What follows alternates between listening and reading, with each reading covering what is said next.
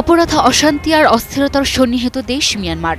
December মাসে অনুষ্ঠিতব্য নির্বাচনের সামনে দেশটি এখনও গৃহযুদ্ধে লিপ্ত।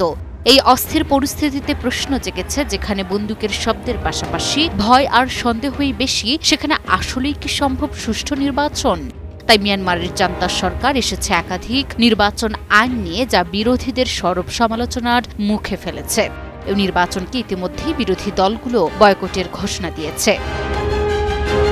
কি কি আইন নিয়েছে জান্তা সরকার? কেনই বা সমালোচনার মুখে আইনগুলো?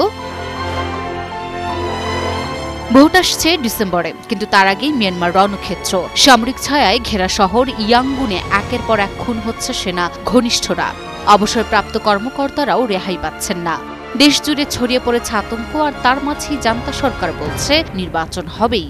মিয়ানমারের জান্তা সরকার নির্বাচনে যে কোনো ধরনের বাধা ঠেকাতে নতুন আইন করেছে। এই আইন অনুসারে কেউ যদি নির্বাচন ভণ্ডুল করার চেষ্টা করে, তাহলে তার শাস্তি সর্বোচ্চ মৃত্যুদণ্ড পর্যন্ত হতে পারে। থাইল্যান্ড থেকে প্রকাশিত মিয়ানমারের সংবাদ মাধ্যম ইরাবতীর প্রতিবেদন থেকে তথ্য জানা গেছে। নতুন আইন অনুযায়ী নির্বাচন ব্যাহত করলে ৩ থেকে ৫ বছর জেল, ব্যালট বাক্স, ভোট কেন্দ্র বা ভোটিং মেশিন ক্ষতিগ্রস্ত করলে ৫ থেকে ১০ বছর জেল, তবে দলবদ্ধভাবে করলে যাবজ্জীবন পর্যন্ত হতে পারে।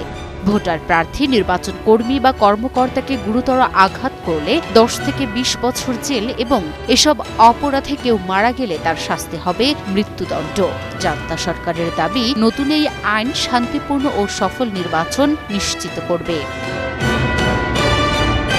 কিন্তু শান্তি নয়, নতুন আইনে কাঁপছে পুরো দেশ। এই আইনের ছায়ায় নেমে এসেছে সাধারণ মানুষের কণ্ঠে। বিশ্লেষকদের মতে, যারা এই নির্বাচনে অংশ নেবে না, তাদেরকে ভয় দেখাতেই এই ধরনের আইন করা হয়েছে।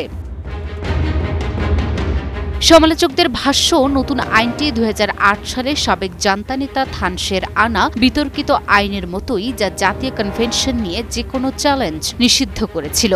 সে সময় সর্বোচ্চ শাস্তি ছিল ২০ বছর জেল, তবে মিন অং হ্লাইং তা বাড়িয়ে দিয়েছেন মৃত্যুদণ্ড পর্যন্ত। জানা গেছে, সেপ্টেম্বরের শেষের দিকে প্রচারণা শুরু হওয়ার সম্ভাবনা থাকলেও জান্তা সরকার এখনও নির্দিষ্ট ভোট তারিখ ঘোষণা করেনি। বলা হয়েছে, ডিসেম্বর থেকে জানুয়ারির মধ্যে ধাপে ধাপে ভোট হবে।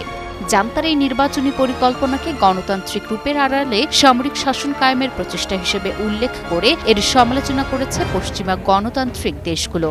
অন্যদিকে চীন, ভারত, থাইল্যান্ড, কম্বোডিয়া, রাশিয়া ও বেলারুশ জান্তা সরকারের নির্বাচনী পরিকল্পনার প্রতি সমর্থন জানিয়েছে। Desk report, news 24।